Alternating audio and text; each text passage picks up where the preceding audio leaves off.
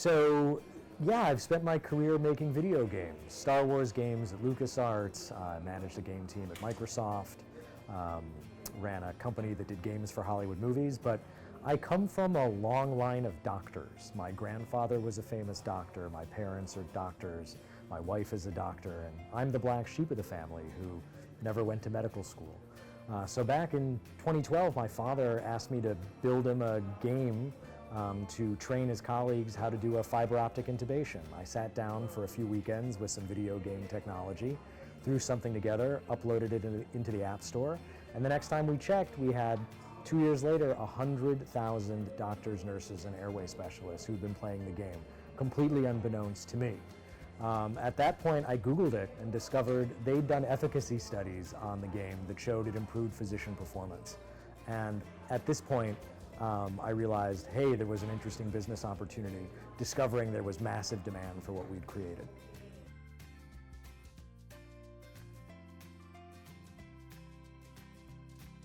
So Level X video games are capturing the challenges of medical practice as video game mechanics. Whether it's the puzzle of diagnosing a difficult patient, or the hidden object game of trying to find precancerous polyps in a colonoscopy, or the physics puzzle of removing a nail from a patient's airway, we're capturing the challenges of the practice of medicine as video game mechanics. So physicians all over the world are sending us real cases that they encounter, right? Whether they're difficult diagnoses, difficult patient management scenarios, difficult surgical scenarios, they're sending them to us just like they'd submit them to a medical journal, and we're recreating them as virtual patient case levels that we send out to tens of thousands of their colleagues worldwide who can play to compete to get the best outcome.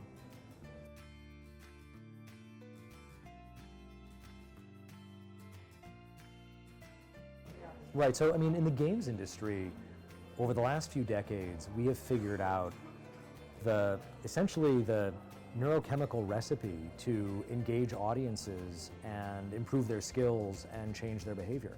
And so basically we're taking the technology, which is 10 to 20 years ahead of the state of the art in medical education, from the games industry, as well as a deep understanding of neuroscience that the games industry has distilled over several decades, and we're using it to help doctors enhance their skills.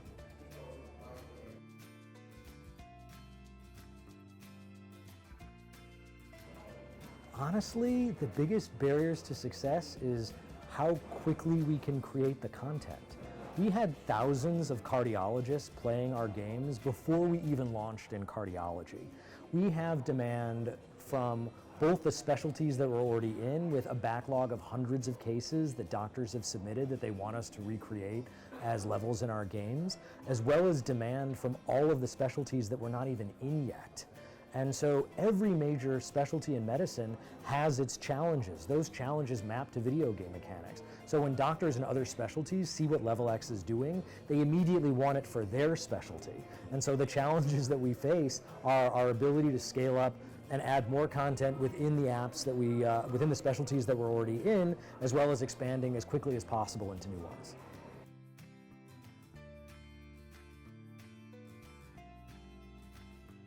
So Level X builds games for doctors, right? Our focus is on medical professionals. That being said, all of the techniques and technologies and the neuroscience of game design that we're using with healthcare professionals, these same techniques can be used with patients. In fact, we're already seeing a burgeoning ecosystem of digital therapeutics where we're using the ability of games to drive behavior change in order to treat things like ADHD and depression, and use the neuroscience of game design to reach patients and improve their outcomes.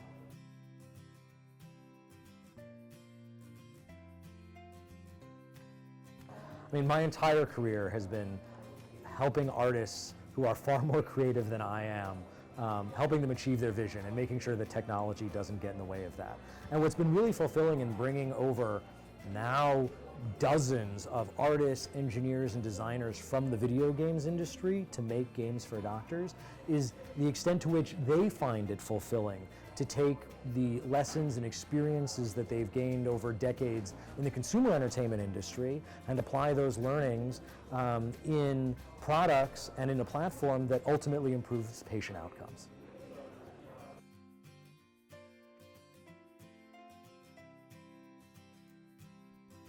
There is a massive gap between the state of the art in gaming and the state of the art in healthcare across multiple dimensions. So I am very excited to see all of those gaps be closed in the coming decades. And that goes from everything from physician education and training, physician marketing, as well as EHRs, for example.